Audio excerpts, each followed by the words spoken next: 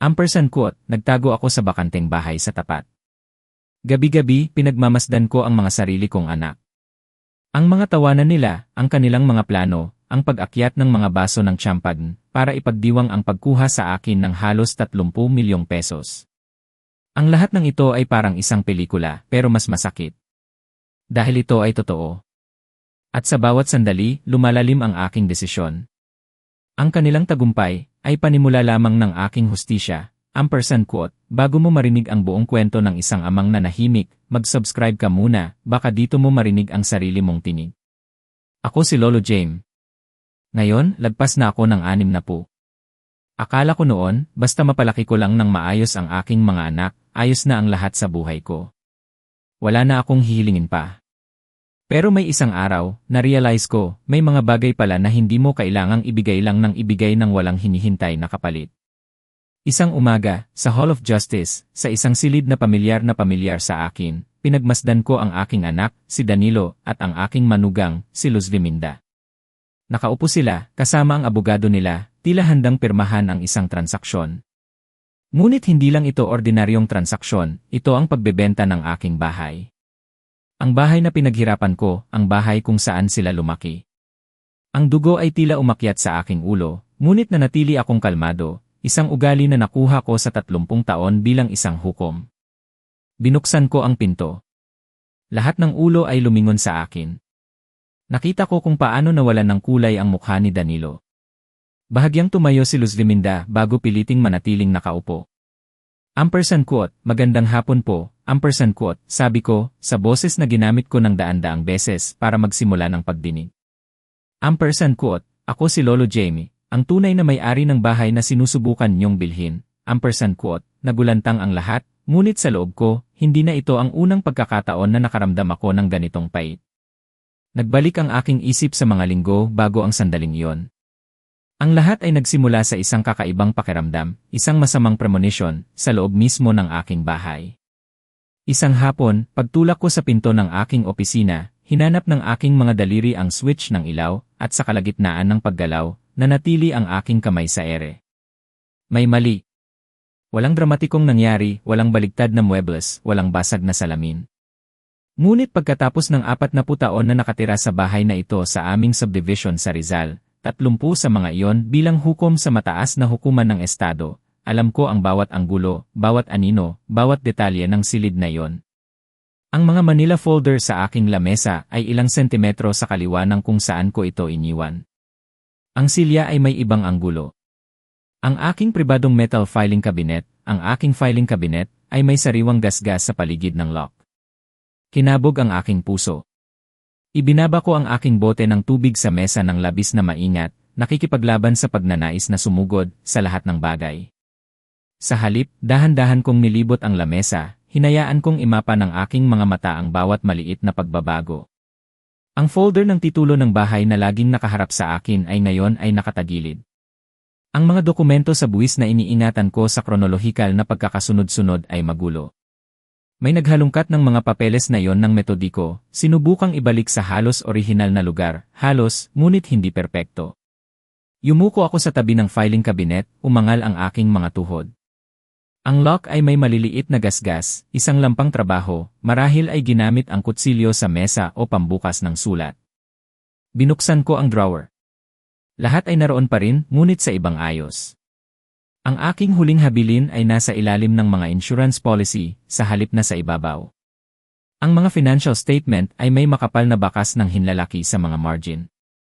Naisip ko sandali na baka ako ang gumawa nito, na inilipat ko ang mga bagay sa isang kapabayaan na hindi ko na matandaan. Pagkatapos ng lahat, 67 na ako.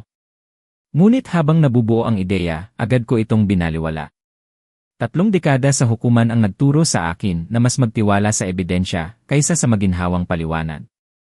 Ang aking isip ay maaaring tumatanda, ngunit hindi ito bumabagsak. Hindi pa. Nanatili ako roon sa katahimikan ng aking opisina, hawak ang isang folder na may bakas ng ibang tao, at may naramdaman akong nagbago sa loob ng aking dibdib. Hindi ito gulat, mas malamig ito. Ang parehong instinto na tumulong sa akin na makahanap ng mga sinungaling na saksi, makita ang mga peking dokumento, at madaanan ang mga ensayong pahayag. Ang instinto na iyon ay sumisigaw ngayon. Ang tanong ay, sino? Ang hapunan ang sumagot sa tanong na iyon nang walang salita. Kinuha ko ang aking karaniwang lugar sa ulo ng mesa. Umupo ang aking anak na si Danilo sa aking kanan, ang kanyang asawa, si Luz Viminda, sa tapat niya. Labis na luto ang manok. Hindi kailanman natapos ni Luz Viminda na masterin ang mga recipe ng aking namatay na asawa.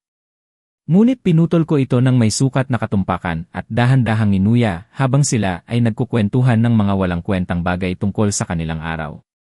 Pagkatapos, umubo si Danilo. Ampersand quote, Daddy, ampersand quote, sabi niya. Ampersand quote, nag-update ka ba ng iyong huling habilin kamakailan? Gusto ko lang siguraduhin na maayos ang lahat. Ampersand quote, huminto ang tinidor ko sa gitna ng aking bibig. Ibinaba ko ito sa plato ng may kontroladong kilos. Ang tunog ng meta laban sa porselana ay mas malakas kaysa sa karaniwan. Tiningnan ko ang aking anak. Tiningnan ko siya ng totoo. Ang kanyang mga mata ay napunta kay Luz Viminda at pagkatapos ay bumalik sa akin ng masyadong mabilis. Ampersand quote, bakit mo tinatanong? Ampersand quote, tanong ko nang hindi inaalis ang aking tingin. Ampersand quote, wala naman. Ampersand quote, sabi niya. Ampersand quote, para lang sa pagpaplano, alam mo na. Sa edad mo, ampersand quote, hinayaan ko ang mga salitang iyon na lumutang habang nakikita kong namumula ang kanyang leg. Ampersand quote, tama, ampersand quote, lumapit si Luz Viminda. Ngumiti siya ng mainit, ngunit matalas ang kanyang mga mata. Ampersand quote, Lolo Jamie, gusto lang namin ang pinakamabuti para sa'yo. Ang pagkakaroon ng maayos na dokumentasyon ay nagpoprotekta sa lahat. Iniiwasan ang pagkalito sa hinaharap, ampersand quote, uminom ako ng tubig, binibigyan ang sarili ko ng oras upang pagmasdan siya. Magaling siya, mas magaling kaysa kay Danilo sa pagtatago ng kaba. Ngunit ginugol ko ang 30 taon sa pagbabasa ng body language sa mga korte. Ang kanyang kaliwang kamay ay humawak sa tinidor ng labis na mahigpit. Ang mga litid sa likod ng kanyang kamay ay nakalabas na parang mga kable. Ampersand quote, pagkalito tungkol sa ano, eksakto, ampersand quote, tanong ko. Kumurap siya. Agad siyang bumalik sa ayos. Ampersand quote, alam mo na, mga legal na bagay. Nag-aalala si Danilo na mag-isa ka pa rin sa isang malaking bahay. Ampersand quote, ganoon ba? Ampersand quote, hindi ito tanong. Kinuha ko ulit ang tinidor at nagpatuloy sa pagkain, hinayaan silang ipaliwanag ang aking katahimikan ayon sa gusto nila. Ang natitirang bahagi ng hapunan ay gumapang. Nagkunwari akong nanonood ng balita sa gabi habang inaaral ang kanilang mga anino sa madilim na salamin ng bintana sa likod ng telebisyon. Magkasama sila sa sofa, magkadikit ang ulo, mahina ang boses. Hinawakan ni Luz Viminda ang braso ni Danilo, isang kilos na maaaring aliw o sabwatan. Tumango siya, tumingin sa akin, at agad na umiwas ng tingin, iniisip na hindi ko napansin. Akala nila ay nanonood lang ako ng telebisyon. Wala silang ideya na gumagawa ako ng kaso. Nang gabing iyon, humiga ako, pinagmamasdan ang dahan-dahan na pag-ikot ng ceiling fan, hindi makatulog. Ang aking anak, ang sarili kong anak, ang bata na pinalaki ko, na binayaran ko ang kursong abogasya, na ang kasal ay ipinagdiwang ko ng buong pagmamalaki, ngayon ay nakaupo sa aking sala. Nagpaplano na ideklarang wala akong kakayahan upang makuha ang aking mga ari-arian. Ang bahay ay nagkakahalaga ng mahigit 50 milyong pesos sa merkado sa aming subdivision sa Rizal. Ang insurance policy ay nagdagdag ng isa pang 25 milyong pesos. Mga retirement account, pamumuhunan, isang lupain sa probinsya sa Batangas na iniwan sa akin ng aking ama. Sapat na motibasyon para sa isang taong walang pasensya. Bago sumikat ang araw, gising na ako, dumadaos-dos sa bahay na parang multo. Ang koreo ay nasa karaniwan nitong lugar sa tabi ng pangunahing pinto. Siguro ay ipinasok ni Danilo ito kinagabihan. Sinuri ko ng maingat ang tumpok. 3 sobre ang binuksan at muling isinara ng may kaguluhan. 2 sulat mula sa buwis na matagal ko nang hinihintay ay wala kahit saan. Kinuha ko ang aking telepono at binuksan ang tracking app ng serbisyo ng koreo. Ang 2 sulat ay lumabas na naihatid 3 araw na ang nakalipas. Nanginig ang aking mga kamay habang kinukunan ko ng litrato ang mga pinakialamang sobre. Pagkatapos, pinilit ko ang sarili ko na pag-aralan ang mga ito ng kalmado. Walang puwang para sa emosyon, para lamang sa ebidensya, obserbasyon, pagpaplano. Sa aking opisina, tumayo ako sa harap ng nilabag na filing cabinet at hinayaan ang galit na lumaganap sa akin sandali. 3 dekada sa hukuman ang nagturo sa akin ng isang bagay. Lahat ay may kilos na traidor. Ang kay Danilo ay laging nasa mga mata. Nang gabing iyon, hindi niya kayang panatilihin ang aking tingin ng higit sa 3 segundo. Ang mga piraso ay nagsimulang magkabit-kabit sa aking ulo na parang isang kasong akusasyon, motibo, pera, pagkakataon. Nakatira sila sa aking bahay. Ang pamamaraan ay hindi pa rin alam, ngunit malinaw na sinimulan nilang magtipon ng impormasyon at bumuo ng bentahe, kumbinsido na ako ay isang matandang pagod lamang na hindi mapapansin na ninanakawan nila ako ng buhay. Umupo ako sa silya ng lamesa at mahinang nagsalita sa kawalan.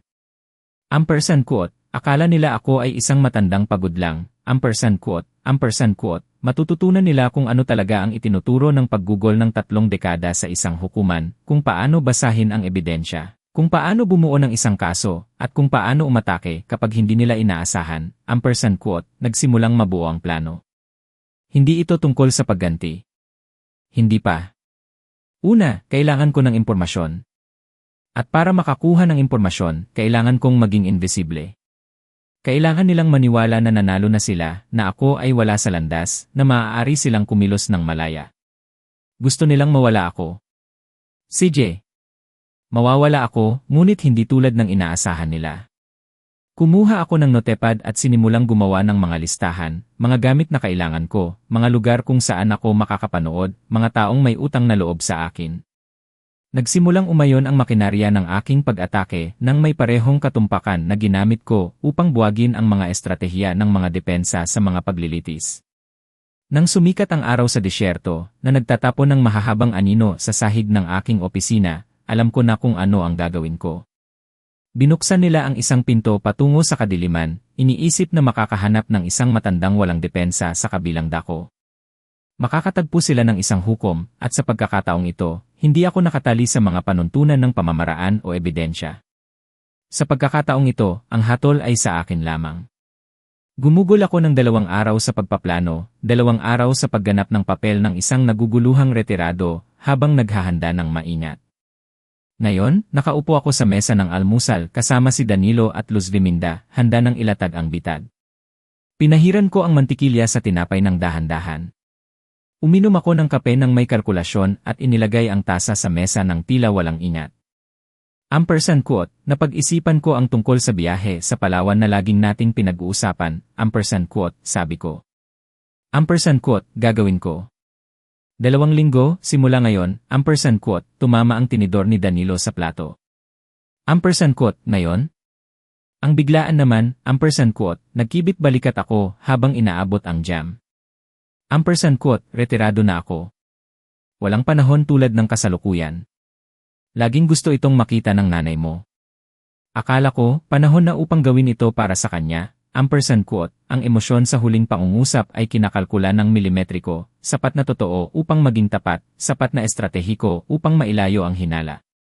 Nakita ko kung paano nila pinroseso ang balita. Ang pagpapalitan ng tingin ay mabilis, ngunit puno ng kahulugan. Naunang bumalik sa ayos si Luz Viminda, lumapit sa akin nang may init na halatang gawa-gawa. Ampersand quote, napakahusay, Lolo Jaime. Karapat-dapat ka sa pahinga. Huwag kang mag-aalala sa anuman dito. Huwag kang mag-aalala sa anuman dito, ampersand quote, ang mga salita ay lumutang sa ere na parang isang pagtatapat. Dahan-dahan akong tumango, tinitingnan ang aking plato na parang iniisip ko ang mga ruta, hindi ang kanyang ekspresyon, nagpaplano na siya. Makikita ito sa paraan ng kanyang pagtapik ng mga daliri ng isang beses sa mesa, isang hindi sinasadyang kilos ng bahagyang pinipigilang pagkainit. Ampersand quote, sigurado ka bang kaya mong magmaneho ng mag-isa? Ampersand quote, tanong ni Danilo na sinusubukang maging nag-aalala. Ampersand quote, mahabang biyahe para sa. Ampersand quote, hindi niya natapos, napagtanto niya ang butas na pinasukan niya. Ampersand quote, para sa edad ko, ampersand quote, hinayaan kong lumabas ang isang matalim na gilid sa aking boses. Nakita kong lumiliit siya. Ampersand quote, hindi ko ibig sabihin, ampersand quote, alam ko na, anak. Sige, pinahina ko ang tono at binigyan siya ng paraan palabas. Ayos lang ako. 40 taon na akong nagmamaneho sa mga kalsadang ito, quote, ang pagluluwag sa kanyang mukha ay masakit tingnan. Ang aking sariling anak, gumaan ang pakiramdam na hindi ako magpapahirap, nagpapasalamat sa pagkakataong nakawan ako. Ginugol ko ang umaga sa paggalaw sa bahay ng may metodikong katumpakan, ginagampanan ang papel ng isang masigasig na manlalakbay, hiking boots mula sa aparador, camera equipment, mapa ng Palawan na nakalatag sa hapagkainan. Bawat bagay ay pinili para sa pagiging totoo. Ngunit sa gitna ng mga bagay ng turista ay inilagay ko ang iba pa, isang magandang binokular na may kakayahang panggabi, isang lumang case notebook, marami pa ring blankong pahina, isang maliit na digital camera. Mga tuol sa pagsisiyasat na nakatago sa ilalim ng disgisin ng paglilibang. Sa oras ng tanghalian, inilatag ko ang mapa sa mesa at sinundan ng aking daliri ang nakaplanong ruta habang nagkunwari silang interesado. Quote, dadaan ako sa Hilaga. Siguradong hihinto ako sa bundok sa unang gabi at pagkatapos ay magpatuloy sa Palawan. Quote, perpekto ang tunog, quote, sabi ni Luz Viminda, sinusundan ang aking daliri ng kanyang mga mata. Bagaman hindi niya tinitingnan ang ruta, kundi ang aking mga kilos, kinakalkula kung gaano ako katagal mawawala. Quote, 2 linggo ay dapat sapat na, quote, dagdag ko, quote, siguro magtatagal ako ng kaunti kung maganda ang panahon. Ang tagal ko nang hindi nakakapunta sa isang lugar na walang obligasyon, quote, maglaan ka ng lahat ng oras na kailangan mo, quote, sabi ni Danilo ng masyadong mabilis, masyadong sabik. Ang init ng hapon ay matindi nang simulan kong ikarga ang pick-up. Mahigit 42 grado. Ang ganitong uri ng tag-init sa aming subdivision sa Rizal kung saan tila nanginginig ang hangin. Dahan-dahan akong gumalaw, bahagyang para sa dramatikong epekto, bahagyang dahil sumasakit ang aking likod. Isang cooler na may yelo at tubig, isang folding chair, isang sleeping bag na hindi ko kailangan, ngunit inaasahan nilang makita. Lumabas si Danilo upang tulungan ako sa mabibigat na bagay. Pinagmasdan ko ang kanyang tense na paggalaw, nahahati sa pagitan ng pagka-guilty at pag-asa. Nang matapos kami, lumingon ako sa kanya. Lumapit siya para yakapin ako at tinugon ko ang kilos, napansin ang tigas ng kanyang yakap. Quote, ingatan mo ang lahat dito, quote, sabi ko ng mahina, halos sa kanyang balikat. Quote, gagawin namin, Daddy. Gagawin namin, quote, naghihintay si Luz Viminda sa pinto. Tinanggap ko ang kanyang halik sa pisngi. Ang kanyang pabango ay mahal, mas bago at mas matalas kaysa sa naalala ko. Siguradong binili ng perang wala pa sila, ngunit binibilang na nila. Ang pag-iisip ay maasim, ngunit pinanatili ko ang aking mukha na walang ekspresyon, maging magiliw. Quote, masiyahan ka, Lolo Jamie, karapat-dapat ka sa biyaheng ito.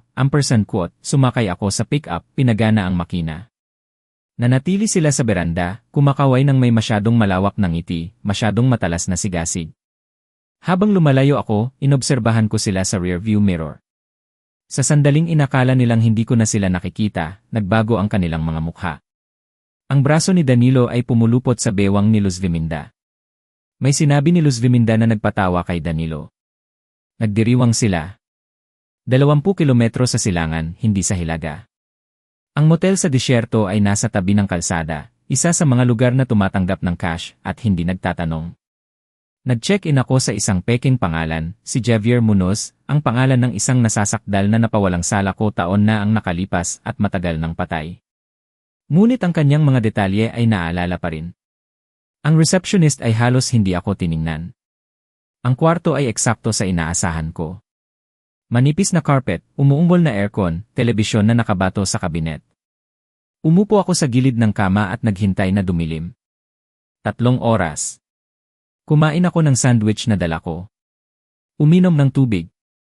Sinubukan kong matulog saglit, ngunit hindi ko magawa. Ang aking isip ay bumalik na sa aking bahay, iniisip kung ano ang ginagawa nila.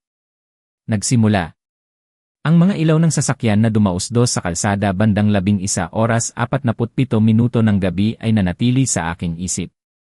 Sa loob ng ilang araw, kapag ipinikit ko ang aking mga mata, muling bumabalik ang itim na sedan na dahan-dahang umuusad, ang pinto na bumubukas kay Emma Eduardo Santos na tinitingnan ang kanyang relo. Naalala ko ito halos frame. Ang pulang folder sa kamay ni Luz Viminda, ang nanginginig na pirma ni Danilo, ang mga baso ng tsampag na itinataas sa aking mesa, ang mga salitang quote, power of attorney quote, at quote, 2.5 milyong pesos quote, na lumulutang sa ere. Ang pag-iisip tungkol dito ay hindi na nagdulot ng gulat o pagkahilo, kundi gumugol ako ng 3 araw pa sa pag-aaral ng kanilang mga gawain mula sa bakanteng bahay. Si Danilo ay umaalis papunta sa kanyang opisina sa sentro ng syudad, laging bandang 8:30 ng umaga. Si Luz Viminda ay namimili tuwing Martes at Huwebes sa mall. Ang kanyang sasakyan ay karaniwang tumatagal ng ilang oras bago bumalik. Ang Huwebes, Hulyo 7, ang aking pagkakataon. Ipinark ko ang aking sasakyan sa loob ng 2 bloke, may sombrero at salamin sa mata, at inobserbahan ko. Bandang 8:27 ng umaga, lumabas ang silver sedan ni Danilo mula sa garahe. 40 minuto pagkatapos, ang itim na V ni Luz Viminda. Naghintay pa ako ng 10 minuto kung sakaling bumalik ang isa sa kanila para sa isang nakalimutang bagay. Pagkatapos, nilapitan ko ang aking bahay at ipinarada sa harap kung saan ko palaging ginagawa. Ginamit ko ang sarili kong susi. Mahina itong bumukas. Ang aking bahay, ang aking pinto, at gayunpaman ay nanginig ang aking mga kamay nang buksan ko. Sa loob, umugong ang aircon. Umuugong ang telebisyon sa sala upang magkunwari ng presensya. Tumayo ako sa pasukan at ang pakiramdam ng pagiging isang manghihimasok sa sarili kong tahanan ay nagpatigas sa akin sa loob. Ang kwarto ng bisita, ang aking dating kwarto ng bisita, ay naging pansamantalang opisina ni Danilo. Nakita ko siya mula sa kalye na nagtatrabaho doon. Binuksan ko ang pinto. Ang lamesa ay natatakpan ng karaniwang kaguluhan ng modernong opisina. Laptop, mga papeles, isang notepad na may mga mansa ng kape. Binuksan ko ang mga drawer isa-isa, mga bank statement, mga file, mga papeles ng insurance. Sa ilalim ng pinakailalim na drawer, natagpuan ko ang hinahanap ko, ang pulang folder mula sa hating gabing pulong. Hindi pa ito nakakandado. Nakabaon lang sa ilalim ng mga Manila envelope, na parang labis na silang kumpiyansa na hindi na kailangan pang itago ito ng mas mabuti. Ang pagmamataas ay humigpit sa aking panga. Inilatag ko ang nilalaman sa lamesa. Ang power of attorney ay may petsang mayo 20. Sa huli ang aking pirma o halos. Pinag-aralan ng isang tao ang sulat kamay ko ng maingat. Ang stroke ay halos pareho, ngunit ang mga pressure point ay nagkulang. Ang loob ng apos, apos, sa aking pangalan ay hindi eksakto sa akin, at ang pinakakapansin-pansin, ang tinta ay tila mas bago kaysa sa papel. Quote, halos, quote, bulong ko habang kinukuhanan ng litrato mula sa iba apos, di ibang anggulo. Quote, pero ang apos, apos, ko ay iba, at ang tinta sa petsa ay halata. Lampang trabaho, siguro ay na-download mula sa isang madilim na website na nagpapangako ng perpektong pirma para sa mga sensitibong papeles. Quote, kumpiyansa sila na kung ako ay magpoprotesta. Sasabihin nilang matanda na ako at hindi ko na naalala ang pagpirma. Hindi ito gagana. Hindi sa ebidensya na aking iniipon. Kinuhanan ko ng litrato ang bawat pahina, ang power of attorney, ang pre-contract of sale kasama ang mamimili na si Antonio Reyes mula sa California, na may petsa ng pagsasara na Hulyo 18, hindi Hulyo 15 na binanggit ni Eduardo Santos. 3 araw na margin. Presyo, 30 milyong pesos na cash. Nang ilalagay ko na sana ang lahat pabalik, may mga printout na papel na dumausdos sa pagitan ng 2 folder. Halos hindi ko makita. Ito ay mga email. Ang unang linya ay nagpalamig sa akin, quote, Mark, kapag natapos ang bentahan, makukuha ko ang kalahati ko, 1 milyong pesos, sapat para magsimula muli, quote, nabasa ko na nakatayo, nakalimutan ang telepono sa kamay. Mga mensahe ito mula kay Luz Viminda sa isang tao sa Los Angeles, mga plano ng walang halong pagtatago. Pagkatapos ng bentahan, kukunin niya ang mga bata, iiwan si Danilo, lilipat kay Mark sa California. Akala ni Danilo ay magkasama silang bibili ng bagong bahay sa aming subdivision sa Rizal. Wala siyang ideya na iiwan siya ni Luz Viminda sa sandaling magpalitan ang pera. Quote, akala ni Danilo ay para sa atin dito ang bahay. Hindi niya alam na alis ako, quote, nakasulat sa isa. Ang aking anak ay ginagamit bilang kasangkapan, bilang disposable na paraan. Ang paghahayag ay dapat nagbigay sa akin ng mapait na kasiyahan, ngunit ang tanging ginawa nito ay palalimin ang pakiramdam ng kawalan. Ito ay kaskad ng pagtataksil. Siya ay nagtataksil sa akin, siya ay nagtataksil sa kanya. Lahat ay ginagamit ang lahat. Hindi ito nagbabago ng anuman. Pinili niya ang landas na ito. Gumawa siya ng mga konkretong desisyon laban sa akin. Na siya rin ay biktima ng manipulasyon, hindi ito nagpapawalang sala sa kanya. Kinuhanan ko ng litrato ang bawat pahina at bawat nakakahamak na pangungusap. Pagkatapos ay ibinalik ko ang lahat ng eksakto sa kung paano ito. Ang folder ay nasa drawer na nakaharap sa parehong paraan, ang mga papeles sa pagitan ng parehong mga sobre, ang ibabaw ng lamesa ay malinis. Huling nilibot ko ang bahay, sa pagkakataong ito ay tinitingnan ito ng totoo. Ginawa ko ang bahay na ito 30 taon na ang nakalipas. Ang bawat sulok ay pamilyar sa akin. Ang kusina kung saan ko tinuruan si Danilo na magluto ng itlog, ang sala kung saan kami nanood ng mga laro, ang pasilyo na may mga litrato pa rin na nakasabit, ang ngiti ng aking asawa, ang diploma ni Danilo. Mga family vacation na ngayon ay tila pag-aari ng ibang tao, mga alaala na nalaso ng kasalukuyang pagtataksil. Lumabas ako sa likod na pinto, dumaan sa bakuran ng kapitbahay, patungo sa aking sasakyan, at bumalik sa motel nang hindi tumitingin sa rearview mirror. Ginawa kong isang war room ang kwarto ng motel. Ang telepono ay nakakonekta sa laptop, naglilipat ng mga litrato. Ang notebook ni Aling Nena ay nasa tabi. Ang kaso ay halos kumpleto na, hindi lamang mga hinala o naobserbahang pulong, kundi isang buong arkitektura ng mga ebidensya. Mga peking dokumento, mga email, mga recording, pagmamanman. Tinawagan ko si Aling Nena mula sa sasakyan, sa boses na mas matatag kaysa sa aking nararamdaman. Quote, nakuha ko na ang lahat. Mga dokumento, ebidensya, ang pagpapalsipika, quote, pumasok ka sa bahay, quote, tanong niya ng may pag-aalala. Quote, bahay ko iyan, Aling Nena. Ebidensya ko. Ibebenta nila sa Hulyo 18, quote, nagkaroon ng katahimikan.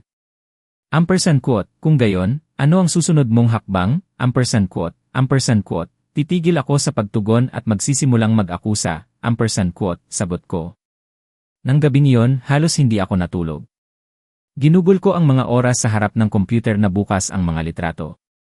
Ang peking pirma, ang mga kontrata, ang mga email ni Luz Liminda, ang pansamantalang opisina ni Danilo. Sinimulan kong baguhin ang papel ko sa pag-isip, mula sa nasaktang ama tungo sa abogado ng partido. Binuksan ko ang isang legal na notepad at sinimulan ang mga listahan. Mga hakbang sa legal, mga ebidensya na kailangang patunayan, mga profesional na kailangan kong kontakin. Hindi ito tungkol sa emosyon. Ito ay isang kaso, at ginugol ko ang 30 taon sa pagpanalo ng mga kaso na may mas mahinang ebidensya kaysa rito. Kinabukasan, isinuot ko ang aking suit sa unang pagkakataon mula nang magsimula ang lahat. Navy blue, maayos na kurbata, makintab na sapatos. Sa salamin ng banyo ng motel, nakita kong muling lumitaw ang hukom na si Lolo Jamie, hindi ang naguguluhang may-ari o ang nagluluksang ama.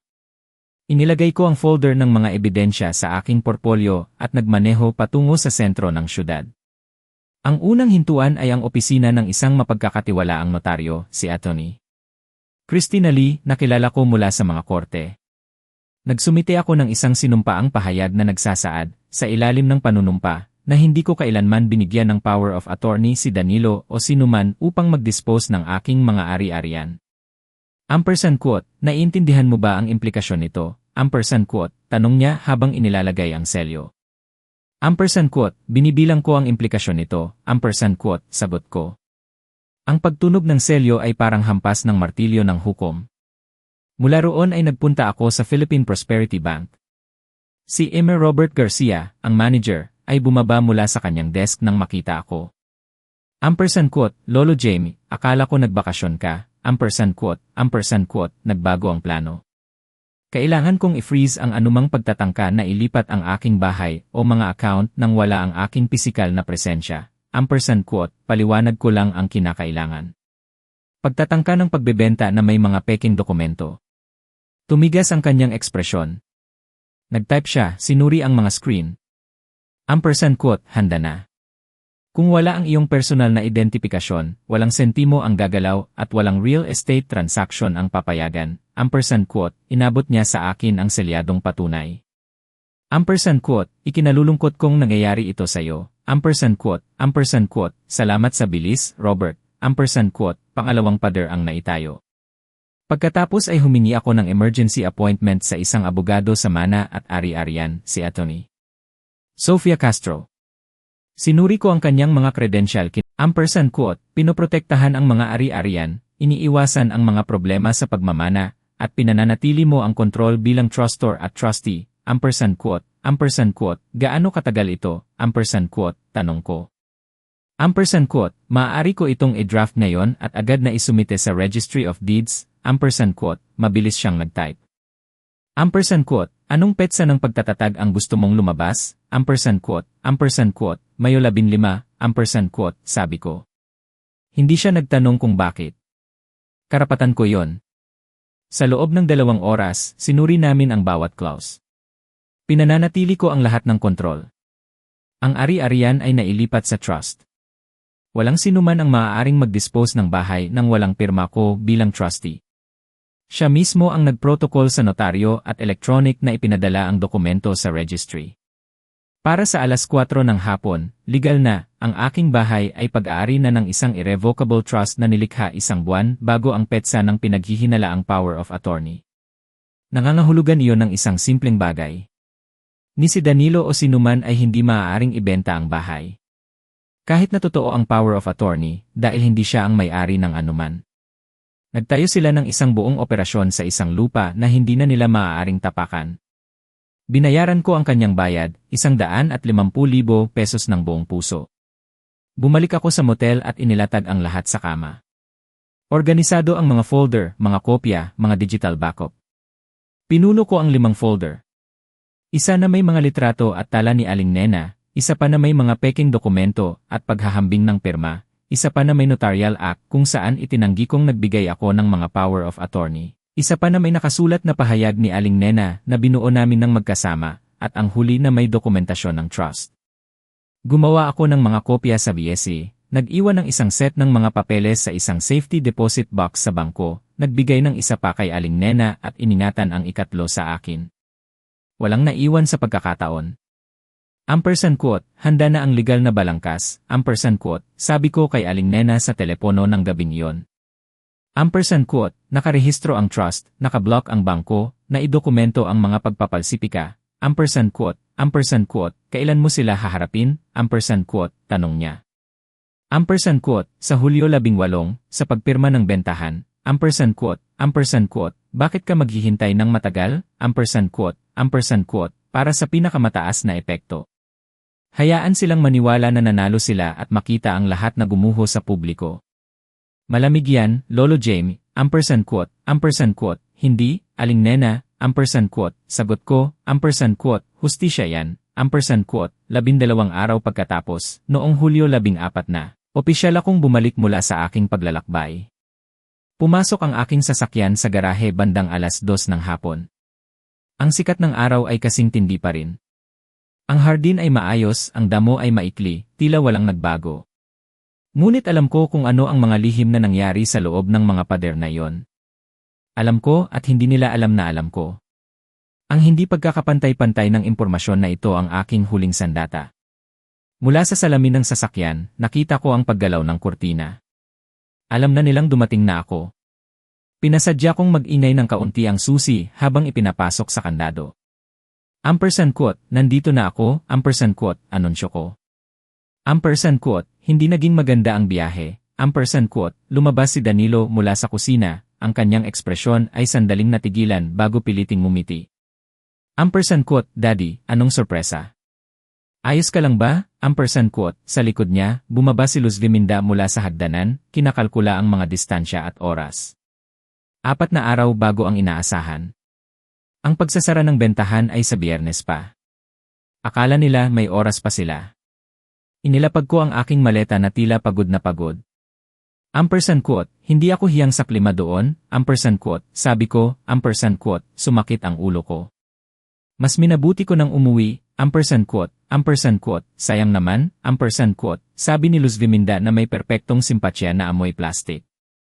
Ampersand quote, pero siguro ito ang pinakamabuti. Ampersand quote, dahan-dahan kong nilibot ng tingin ang sala, na parang muling tinutuklas ang aking tahanan. Ampersand quote, masarap talagang umuwi, ampersand quote, sabi ko.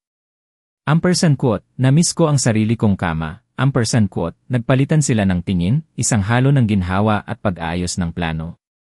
Nagpaalam ako na kailangan kong suriin ang mga sulat at sandaling nagkulong sa aking opisina. Lahat ay tila nasa ayos. Ang gasgas sa kandado ng aking safe ay naroon pa rin, isang peklat na metal. Hinaplos ko ito ng aking daliri, inaalala ang bawat detalye para sa araw na kailangan kong magbigay ng testimonya. Pagkatapos, bumalik ako sa sala at hinayaan ang hapon na lumipas na parang walang nangyari. Ang hapunan ng gabing iyon ay isang digmaang psikolohikal. Sinimulan ni Danilo ang kanyang patibong na nakabalot sa pag-aalala. Ampersand quote, Daddy, matagal ko nang gustong sabihin sa iyo na napansin kong medyo nakakalimutin ka na. Ampersand quote, huminto ako sa kalagitnaan ng pagkain, maingat na inilapag ang aking tinidor at tinitigan siya. Ampersand quote, nakakalimutin. Paano mo nasabi? Ampersand quote, mga maliliit na bagay lang po. Ampersand quote, dagdag ni Luz Viminda, sumusuporta. Ampersand quote, nawawala ang mga susi nyo, nalilito sa mga petsa.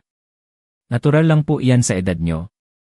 Siguro po, dapat kayong magpatingin sa doktor para mapanatag ang loob nyo. Ampersand quote, dinukot ko ang aking kamay sa bulsa. Inactivate ko ang recorder ng aking telepono. Ang bawat salita ay maitatala. Ampersand quote, siguro nga medyo malilimutin na ako. Ampersand quote, sabi ko, hinayaan kong maging malabo ang aking tono. Agad na gumaan ang pakiramdam ni Danilo. Ampersand quote, gusto lang po naming mapabuti kayo. Ampersand quote, kitang-kita ko ang kanilang ginagawa. Ang kanilang argumento sa depensa kapag lumabas na ang katotohanan. Kaawa-awang matanda, hindi na naaalala ang kanyang pinirmahan. Ulyanin na. Inihahanda na nila ang kanilang pagtakas. Hinayaan kong mabakas ang pag-aalinlangan sa aking mukha. Dinala ko ang aking mga daliri sa aking sentido na parang may inaalala. Ampersand quote, talaga bang mukha na akong nalilito? Ampersand quote, tanong ko. Ampersand quote, hindi naman po nalilito. Ampersand quote, mabilis na pagtatama ni Luz Viminda. Ampersand quote, pagod lang po kayo, marami na po kayong pinagdaanan. Ampersand quote, kinabukasan, sa tanghalian, inilatag na nila ang tunay na bitag. Ampersand quote, Lolo Jaime, ampersand quote, sabi ni Luz Viminda ng may kaswal na tono. Ampersand quote, naalala niyo po ba iyong mga papeles noong nakaraang buwan? Ampersand quote, papeles, ampersand quote. Kumunot ang aking noo, nagkukunwaring nahihirapang alalahanin. Ampersand quote, yung mga legal na dokumento po. Pumirma po kayo ng ilang power of attorney para matulungan ka ni Danilo sa iyong pananalapi. Ampersand quote, ang aking pagkalito ay totoo. Hinding-hindi ako pumirma ng ganoong bagay. Ngunit para sa kanila, ang blangkong ekspresyon ko ay isang kumpirmasyon. Ampersand quote, pumirma ako. Hindi ko yata matandaan. Ampersand quote, mabilis na sumingit si Danilo. Ampersand quote, okay lang po, Daddy, huwag kayong mag-alala. Mga simpleng papeles lang po iyon. Ampersand quote, gumawa ako ng 1 kilos ng labis na ginhawa. Ampersand quote, kung iyan ang sabi mo, anak. Nitong mga huli, hindi na talaga maganda ang memorya ko. Ampersand quote, ang kislap ng tagumpay na mabilis na dumaan sa mukha ni Luz Viminda ay halos hindi niya naitago. Nakahinga ng maluwag si Danilo. Akala nila, nagawa na nilang magtanim ng sapat na pagdududa sa aking katinuan. Akala nila, nagtatayo sila ng isang hindi magigibang depensa. Ang hindi nila alam, bawat salita ay nai-record bilang ebidensya na alam nilang may irregularidad sa power of attorney at inihahanda na nila ang kanilang alibi. Nang gabing iyon, habang dumadaan ako sa harap ng kanilang silid, narinig ko ang kanilang mga boses sa bahagyang nakabukas na pinto. Ampersand quote, hindi na niya naaalala na pumirma siya. Ampersand quote, sabi ni Danilo na may ginhawa. Ampersand quote, perpekto. Ampersand quote, sagot ni Luz Viminda. Ampersand quote, kung magprotesta siya, pag-uusapan natin ang paghina ng kanyang pag-isip. Sa tingin mo ba magprotesta siya? Wala siyang malalaman hanggang sa matapos ang lahat. 3 araw na lang, at malaya na tayo. Ampersand quote, nirecord ko ang pag-uusap na yon, nakatayo sa dilim ng pasilyo. Sila ay nasa kanilang kama, panatag. Ako naman ay nasa kabilang panig, itinatala ang bawat pangungusap. Ipinadala ko ang mga audio sa aking abogadong si Atty.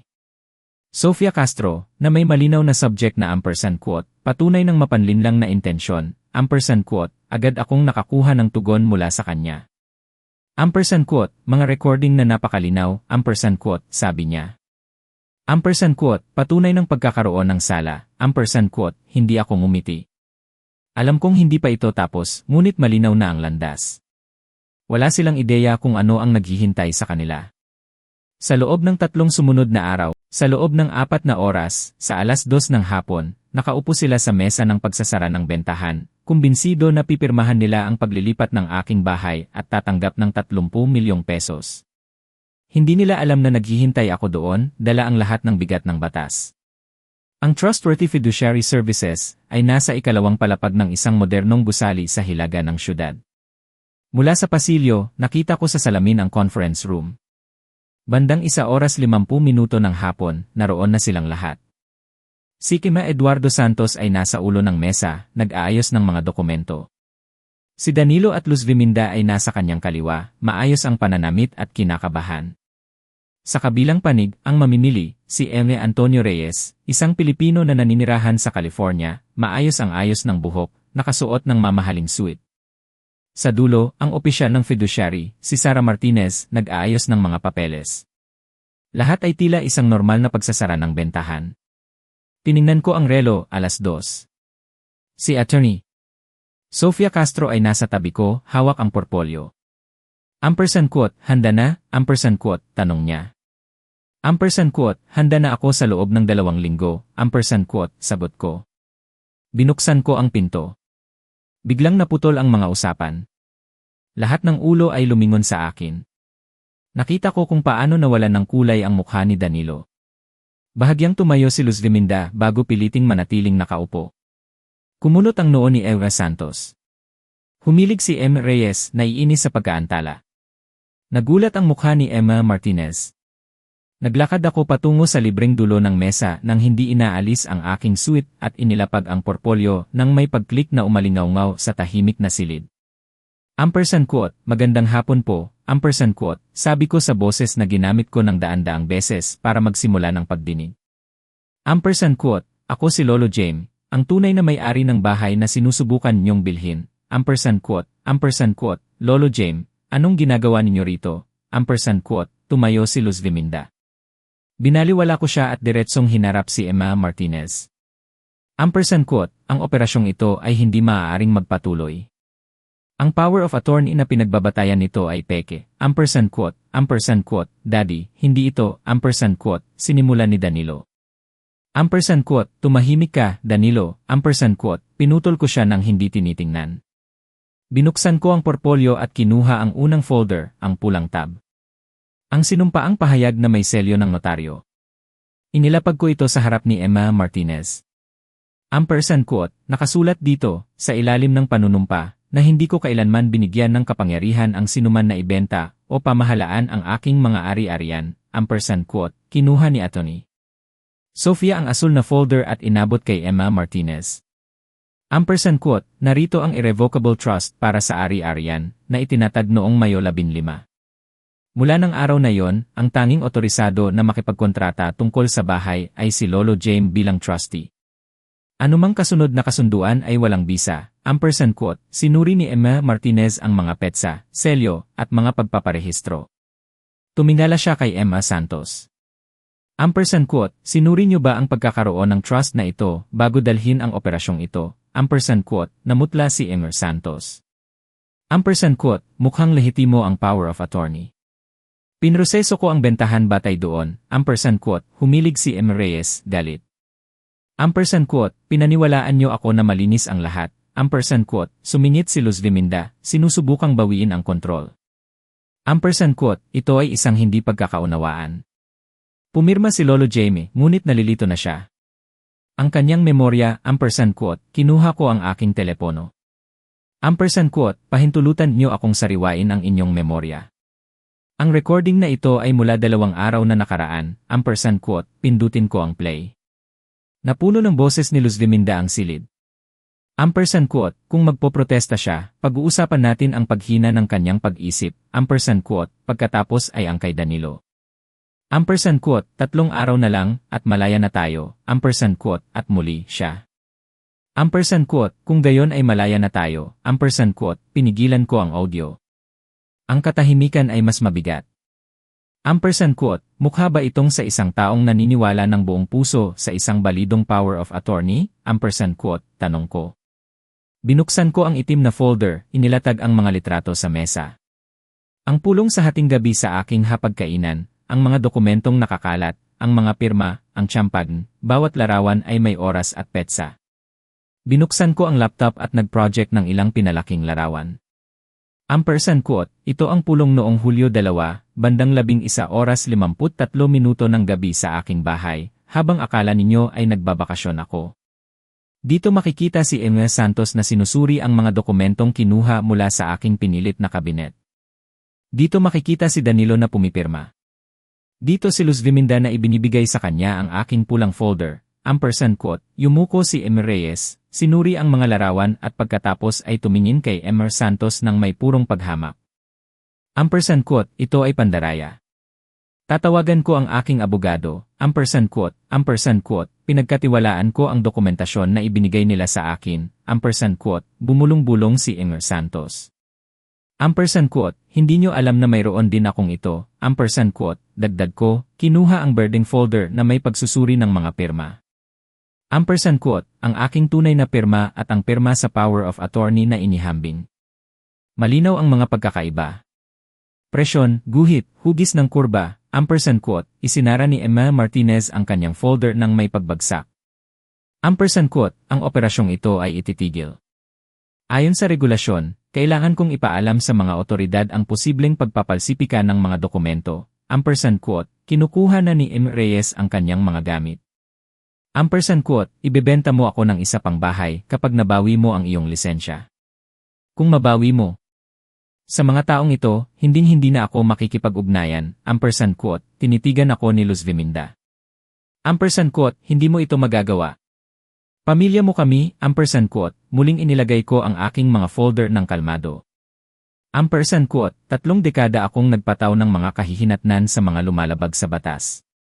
Hindi iyan magbabago dahil ikaw ang aking anak o manugang. Ampersand quote, humingi ng tawad si Danilo.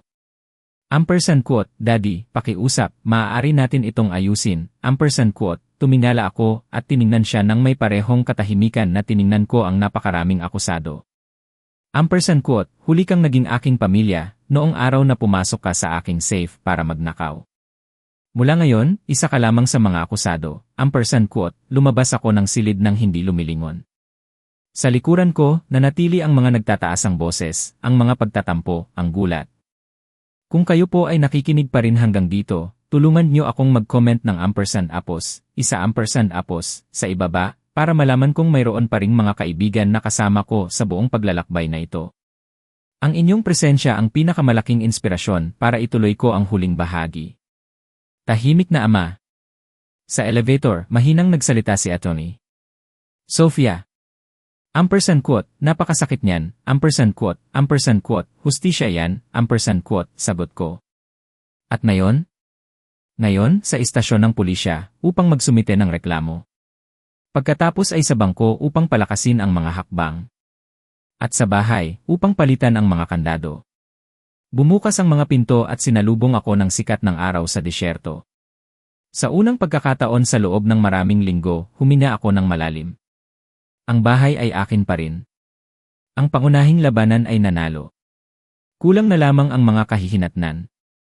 Sa iyan ni Antipolo City Police Station, sinalubong ako ni Edu, Maria Luna, isang investigador. Inilahad namin ni Atty. Sofia Castro ang mga folder, audio, at litrato sa mesa. Nakikinig si Edu, Maria Luna na nakakunot ang noo, sinusuri ang power of attorney, inihahambing ang mga pirma, tiningnan ang mga larawan ng pulong sa gabi. Ampersand quote, Lolo Jamie, inaakusahan nyo ang sarili ninyong anak ng pandaraya at pagpapalsipika. Ampersand quote, nagrereklamo ako ng isang krimen. Ampersand quote, sagot ko. Ampersand quote, na ang gumagawa nito ay ang aking anak ay kanyang pinili, hindi akin. Ampersand quote, huminga siya ng malalim, tumango, at sinimulang isulat ang report. Sa sumunod na linggo, ipinatawag ng pulisya sina Danilo at Luz Viminda. Sa huli, umamin si Danilo, sinasabing alam niya na peke ang power of attorney.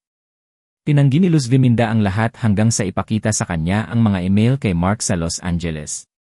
Pagkatapos ay sinisi niya ang lahat kay Danilo. Nagsimula silang magpatumba sa Li isa. Kasabay nito, nagsumite si Atty. Sofia ng isang civil complaint na humihiling ng mga pinsala at danyos na 5 milyong pesos. Quote, malamang na hindi mo na makikita ang perang iyan, quote, babala niya, quote. Noong Agosto 28, muli akong nagsuot ng suit at nagpunta sa Hall of Justice, sa pagkakataong ito bilang isang manonood. Pagkatapos ng 30 taon na pumapasok sa pinto ng mga hukom, kailangan kong dumaan sa security arch, pumila, at umupo sa isang bangko. Si Danilo at Luz Viminda ay nakaupo sa magkahiwalay na mesa, bawat isa ay may kanya-kanyang abogado. Hindi sila lumingon sa akin. Binasa ni Judge Manuel Santiago ang isang bahagi ng pahayag ng biktima na isinumite ko ng nakasulat. Quote, sa loob ng 3 dekada, ipinagtanggol ko ang batas mula sa hudikatura. Pinilit nila ang aking safe, pinalsipika ang aking pirma, at sinubukang agawin sa akin ang bahay kung saan ko sila pinalaki. Ang ugnayan ng pamilya ay hindi nagpapababa sa kalubhaan ng kanilang ginawa, bagkus, pinalala pa nito, quote, ang katahimikan sa silid ay ganap. Ibinigay ni Judge Santiago ang hatol. Quote, Danilo, 18 buwan ng probasyon, 200 oras ng serbisyo sa komunidad, isang multa na 750,000 piso, at 2 kalahating milyong piso para sa pinsala. Quote. Quote, Luz Viminda, 2 taon ng probasyon, 300 oras ng serbisyo sa komunidad, isang multa na 1,250,000 piso, 2 kalahating milyong piso para sa pinsala, at 5 taon na hindi na makapagtrabaho sa sektor ng real estate. Quote. Bumagsak ang martilyo. Tumayo ako at lumabas nang hindi tinitingnan ang sinuman sa kanila. Sa hagdanan ng korte, naghihintay si Aling Nena. Quote, nanalo ang hustisya, quote, sabi niya. Quote, gaya ng dati, quote, sagot ko. Quote, minsan, kailangan lang nating itulak ng kaunti, quote. Nagmaneho ako pabalik sa bahay, sa parehong mga kalye na naging tagpo ng bawat kabanata. Ang bangko, ang notaryo, ang trustworthy fiduciary services, ang istasyon ng pulisya. Ipinark ko ang sasakyan sa garahe at nanatili sandali na nakahawak ang aking mga kamay sa manibela. 30 taon sa hukuman at hindi ko naisip na makikita ko ang aking anak sa silya ng nasasakdal. Nagkaroon siya ng edukasyon, suporta, isang araw-araw na halimbawa ng integridad. Pinili niya ang kasakiman, pinili ko ang hustisya. Iyon ang pagkakaiba. Ang ilang magulang ay pinatawad sana sila, inuuna ang relasyon sa anumang halaga. Hindi ko gagawin yon. Ang hindi ko gawin yon ay ang tanggapin ang pagiging biktima. At hindi ko ginugol ang kalahati ng aking buhay sa pagharap sa mga kriminal para maging isa sa kanilang kusang loob na biktima. Pumasok ako sa bahay. Nag-click ng malinis ang mga bagong kandado. Ang bahay ay tahimik, akin lamang. Masakit mawalan ng anak.